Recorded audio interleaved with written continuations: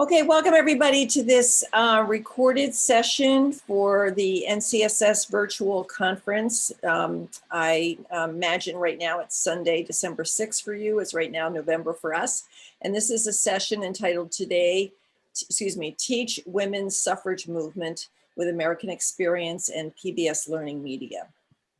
Thank you for joining us and welcome. This session is sponsored by GBH out of Boston. GBH is a public media station, the largest and oldest public media station in the country, of the hundreds that are around the country. And we are known for our major productions that are shown on stations in your local area. And those productions are, for example, Masterpiece, Nova, American Experience, Frontline, lots of kids programs. All of those programs start in Boston. And we are also sponsored by PBS LearningMedia.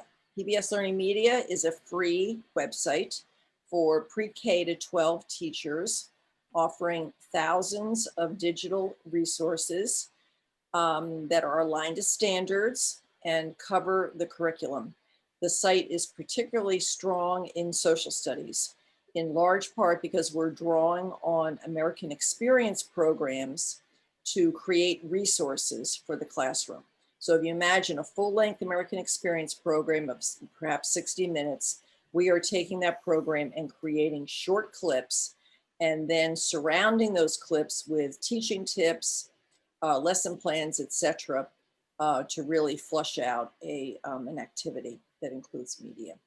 So if you're not already familiar with the site or you haven't signed up, we invite you to do so, pbslearningmedia.org. In large part, this session is drawing on the series, the American Experience series that was broadcast this summer called The Vote.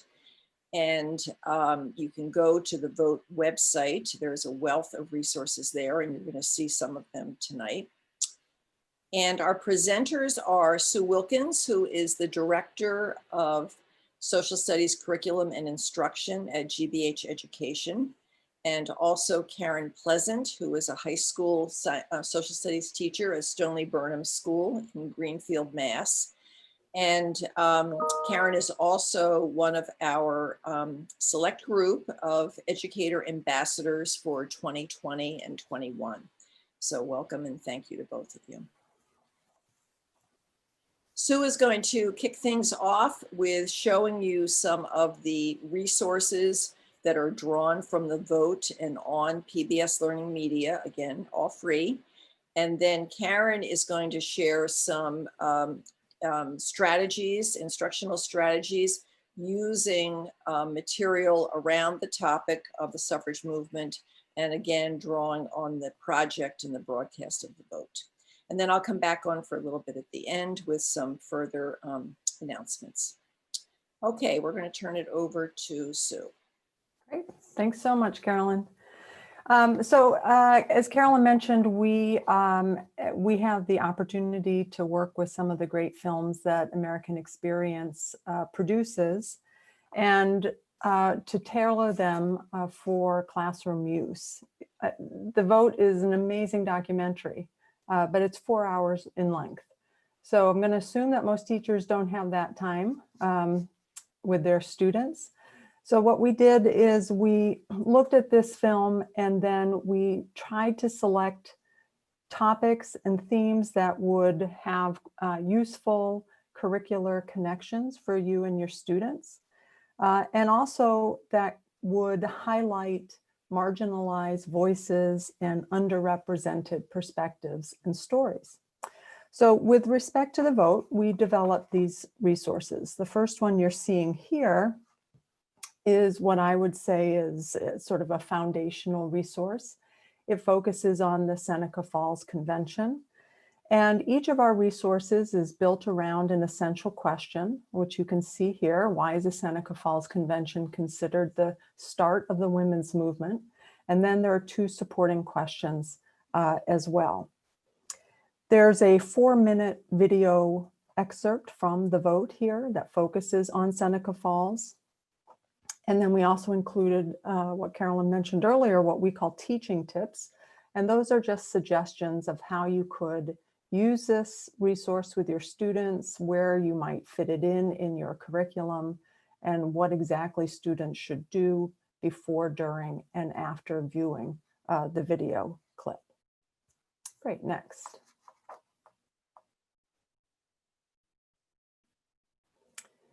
Great, this resource addresses a key theme in the vote, which is the racial divide in the US suffrage, women's suffrage movement. And here again, you can see the essential question and the supporting question. So we're looking here at what effects race has on the suffrage movement in the decades after the Civil War. There are 3 4 to 6 minute excerpts here from the film The Vote, all of which address this topic on race and the racial divide. And there is a background reading as well. Background readings are typically written for teachers, but depending on the reading level of your students, you could share that with them as well, or you could take it and modify it for your students. And then there are teaching tips for these film excerpts as well. Okay, next. In this third resource, we look at the different tactics that different factions within the women's suffrage movement used, particularly in the decade before the 19th Amendment was ratified. These clips that we've selected here focus in on Alice Paul, who was really considered fairly radical for her time, and then Carrie Chapman Catt, who was more moderate and who decided to encourage her followers to suspend the suffrage campaign and to support President Wilson and the war effort. This resource has 4 different video clips. There's a different background reading here and teaching tips as well. And finally, American Experience created what they call an interactive to accompany the vote. And I'm not going to spend too much time on this because Karen is going to speak to this in more detail, but I will just say that we now link to this interactive on PBS LearningMedia, and we created a number of support materials for you and your students to use with this interactive, including an activity that could be assigned synchronously or asynchronously. And if you were interested in bringing this topic into the modern era, I want to highly recommend this digital short, also produced by American Experience, The Ongoing Fight. This is roughly a 10-minute film that includes a little bit of footage from the vote, but actually is an original production.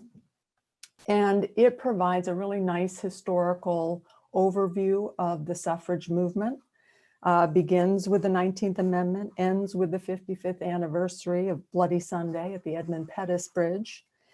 But this digital short really highlights 2 key themes. The first is the long-standing leadership roles of African-American women in working to expand the franchise. And 2, the long history of voter suppression tactics targeting minority voters. And special attention is given to the 2013 Supreme Court decision, Shelby versus Holder, which effectively dismantled the Voting Rights Act of 1965.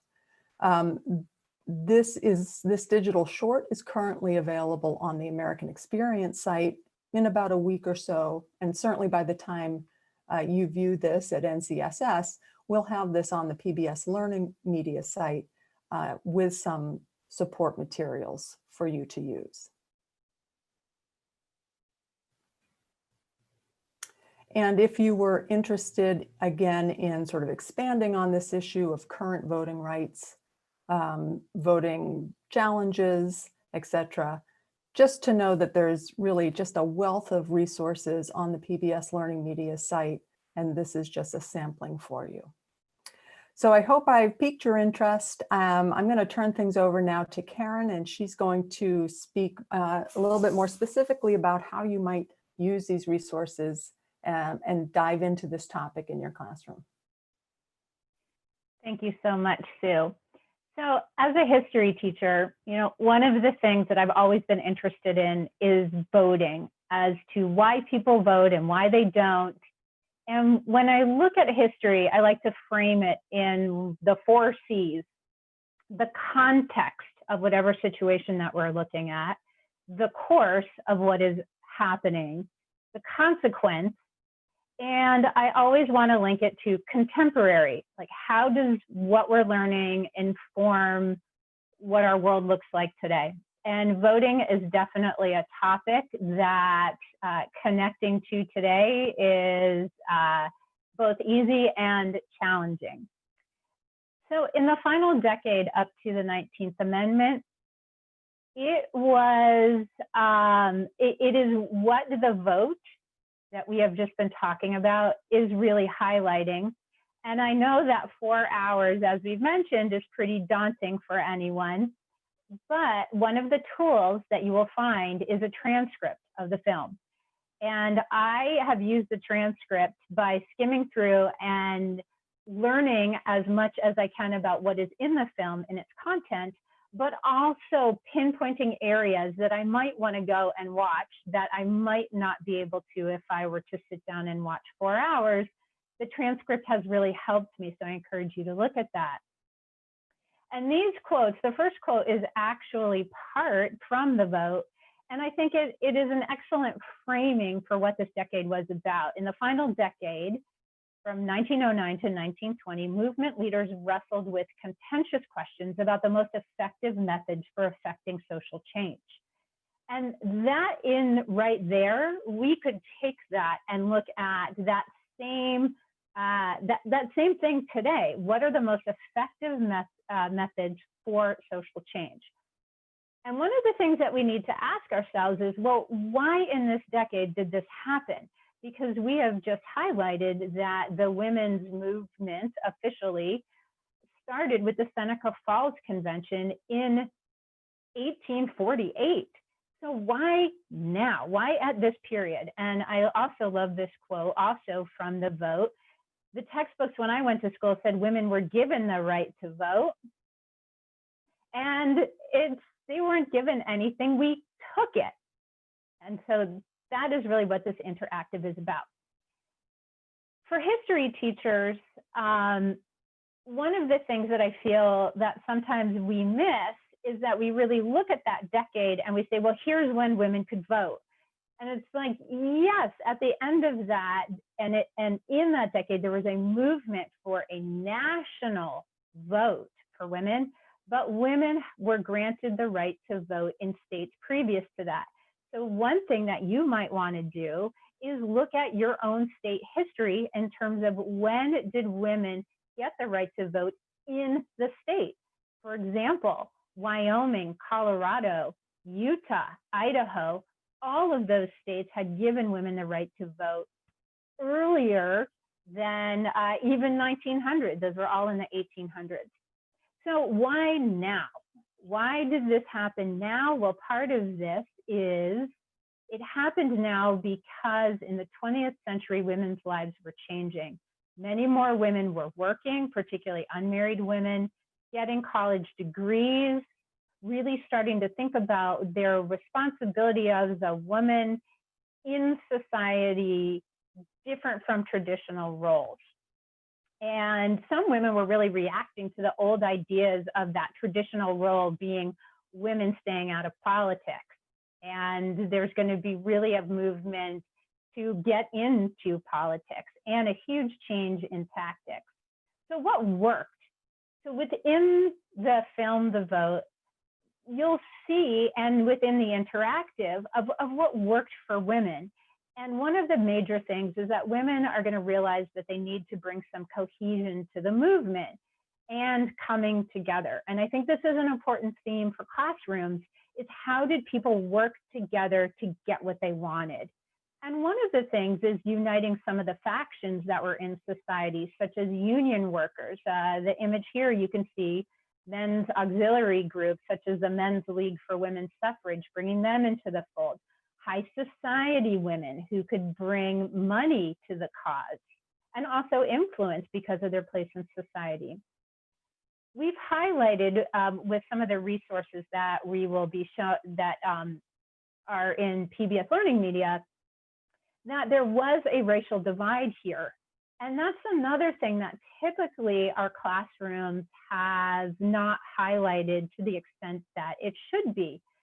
There were many Black women's groups who were part of the coalition, such as New York's Equal Suffrage League of Brooklyn, and various different people like African-American activist Mary Church Terrell, who will join picketers in front of the White House in 1917. And this image right here is actually women marching to the White House to start their picket. Black women in this movement wanted the right to vote, but they also wanted so much more. And many of their women activist counterparts were enjoying rights that they were not. And Black women not only were focusing on the right to vote, but also on issues of racial justice and civil rights. And they had a bigger vision of what they wanted. So this interactive really highlights the tactics, the people, and the gains and the losses in this movement. And it uses quotes and photos and silent video and brief explanations. There's so much here for a teacher of history, for a teacher of political science, for a teacher who's looking at images, that I really encourage all of you to take a look at this. So ways that I use this interactive. It can be a supplement to the film. So watch the film and then dig deeper here on the strategies of suffrage. Or start here with your classes and use it as a springboard for watching parts of the movie so that students are doing research and learning things here and then going to see the film. The interactive does an excellent job of outlining this decade, and you very much could start here. One of the things this interactive can do for classrooms is spur some discussions about today, contemporary, of activism, strategies for change, citizen rights, and all of that can easily link to 2020 of things that we have seen beyond the presidential election. Black Lives Matter movement, making voting possible for all, representations of women in politics today. All of these can be connected with things in the interactive. Next slide, please. Thank you. So one of the things that I love to do in my classrooms is work with photographs. I absolutely love them, and students find them really fascinating. What you're looking at here is picketers at the White House, which they started their picket on January 10th, 1917, in an effort to pressure President Wilson to support the proposed Anthony Amendment to the Constitution that would guarantee women the right to vote. And you can see that this particular image is a composite. And what makes the interactive so interesting is the use of black and white photos and then colorized versions of the same. And this image you could use to introduce that and explain that a little bit. So one of the things that if you showed this image to your students, you might want to ask some of the following questions. The observe questions. What do you see? Are there any words? Is there anything here that's symbolic? You could also ask them reflective questions. What do you think is happening? What historical context is going on in this situation? Who is the audience for this image? And what do you want to know more about? Next, please.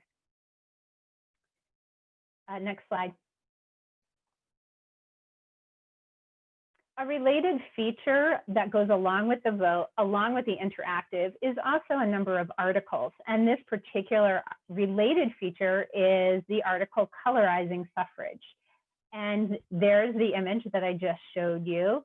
And it will give you some background detail about colorizing parts of the interactive and about the artist. And a question that you might follow up with your students is, how might colorizing an image change how a viewer might interact with it? And another big question for history teachers, social studies teachers, is, does colorizing an image change the student's view about the history that is being presented? Next slide, please. I'm going to show you a couple major features of the interactive She Resisted. And one of the major features is this interactive map. And you can see on the right-hand side, there are the dates starting at 1910 to 1920. And if you click on any of those dates, you will see a different version of the map. And things that you could do with the map, and there's so many things that you could do, but one of the things would be to do a comparison and contrast between the different dates and what the map looks like. And students love doing that. What do you see as the same? What do you see as different? It also can spark real curiosity. If you are working in a particular time period in your class, you could go, that's anywhere between 1910 and 1920, you could use this map as an addition to that time period in looking at, well, what was going on as we're studying 1915, what else was going on here in terms of suffrage. This map allows all of us who are using it and looking at it some national context, so that important context word of how this fight was taking place. And one of the big things to remember, and that's something that students might start to recognize, is what's going on in Jim Crow in the South. Louisiana, for example, really feared having a national law that would protect actually Black men who were being disenfranchised by the Jim Crow laws. So women trying to fight for a right that men were not getting, it will take Louisiana really until 1970 when it will actually ratify the 19th Amendment. So looking at contextual things here, I think, is really important, and this map will really highlight that. For those of you that are more into statistics, understanding the makeup of any state at the time is something else that you could have students research. Next slide, please.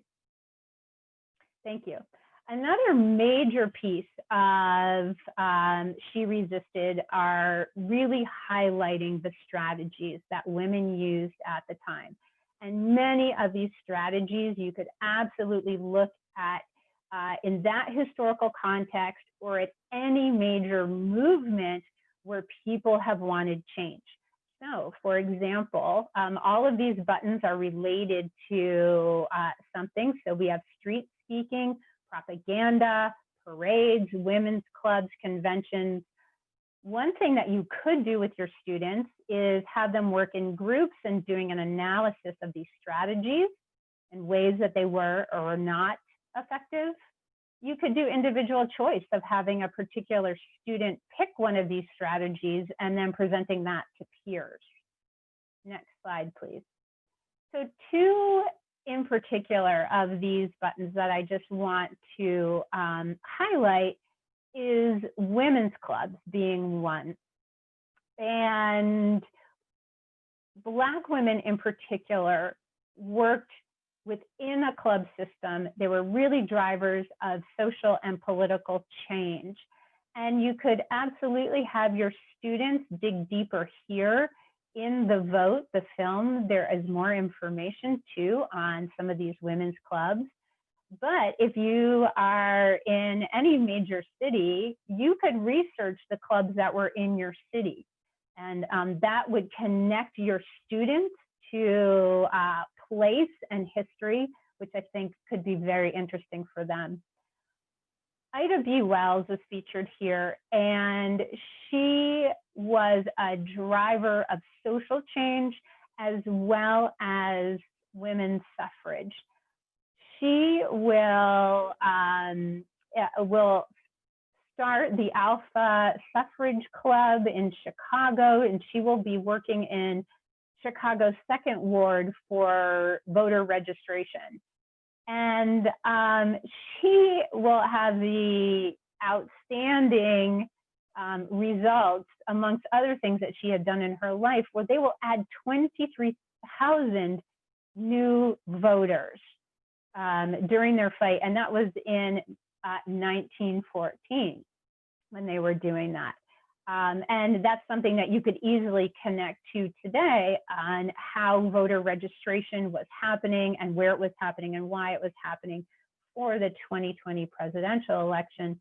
Ida B. Wells has a huge pedigree of things that she has done for the community beyond being a woman fighting for women's rights and the right to vote for Black women. She was a journalist, a huge anti-lynching advocate, and really is intersectionality in motion here of all of the things that she has done. And my last thing that I want to highlight is the last button on that strategy page, which is about legacy. And legacy really goes to consequence. And when the 19th Amendment passed, 26 million women were added to the voting population, and that has huge consequence in future voting.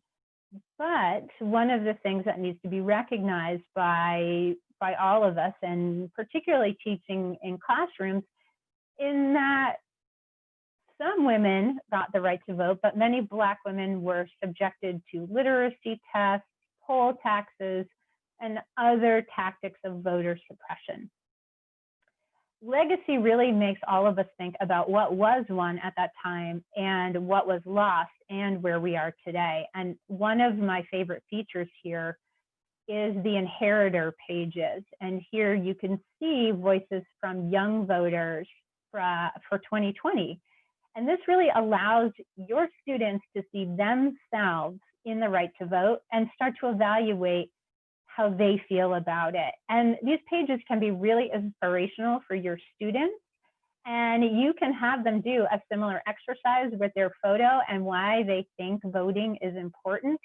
Even the youngest students that we have to make choices, and they vote for things all the time, particularly in school. So voting is something that, as we think about our students as being citizens and responsible citizens, having them start thinking about the importance of voting in their own lives and for themselves is a really critical piece of what we do. Thank you.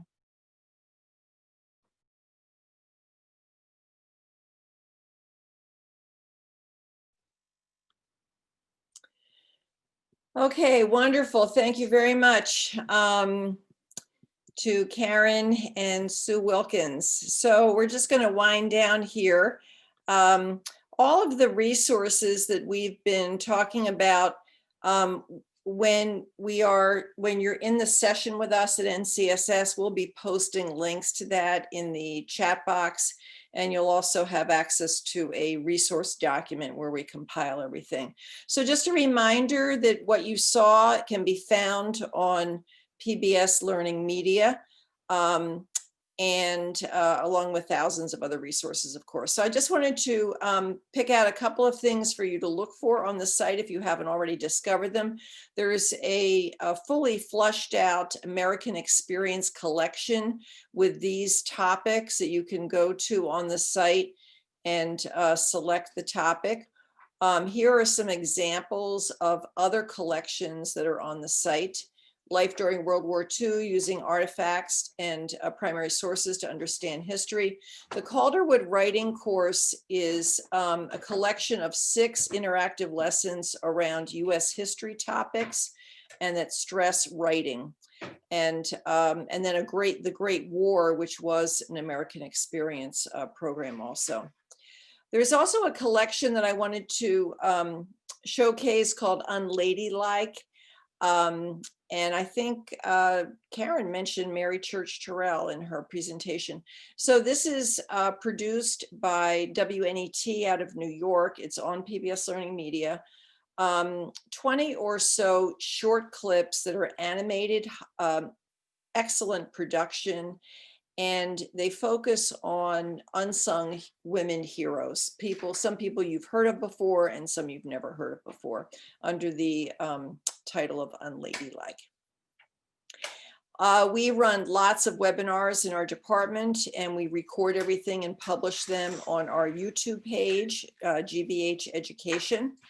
And I don't have a slide about this, but I will be posting things in the chat box when we're live with you. We have run other presentations around this general topic of the suffrage movement with other presenters, in addition to Karen and Sue. One of them featured Dr. Marcia Chatlin, who is at Georgetown University, and she is one of the featured speakers, historians in the film The Vote. We were thrilled to have her. And then we also did another session with Alicia, who is an award-winning social studies teacher from Washington, D.C., and we took a different approach. So all of those things will be available to you for you to draw on as you like. So we are very active on social media at the GBH Education site. You can follow us and repost whatever. And here's my contact information. So if you have any questions that you would like to direct to the presenter, or questions about PBS Learning Media or how to get involved, we do get involved with social studies teachers in a variety of ways. We have advisors who help us when we're producing resources, and we love to connect with teachers across the country who are interested in just helping us do our work a little better. So thank you very much. I hope the rest of the conference is great for you, and we look forward to being with you, I believe now, in a live session. So thank you very much.